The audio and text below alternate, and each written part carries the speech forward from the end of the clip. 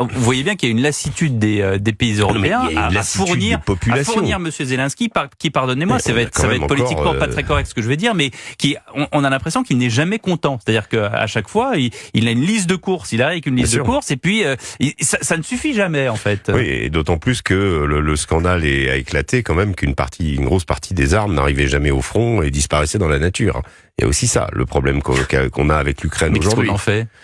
Non, mais ce problème... Elles disparaissent où, ces armes ? Elles sont, on va dire, écoulées dans des réseaux parallèles de contrebande d'armement, mais qui ne sont pas étonnants.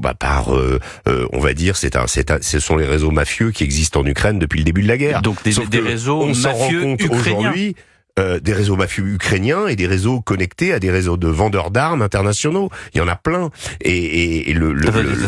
C'est très important ce que vous dites, c'est-à-dire qu'il y a des armes qui arrivent sur le sol ukrainien. Oui. Certaines servent effectivement à se défendre contre les Russes. Oui, et d'autres servent à être revendues. Tout à fait. Mais revendues où ? Revendues dans le monde. En Afghanistan, de même que dans l'Ukraine a acheté, pendant ce conflit, énormément d'armements à d'autres pays qui avaient des stocks d'obus un peu plus âgés, un peu plus vieux, des choses comme ça. Il y a un véritable bazar des armes en Ukraine.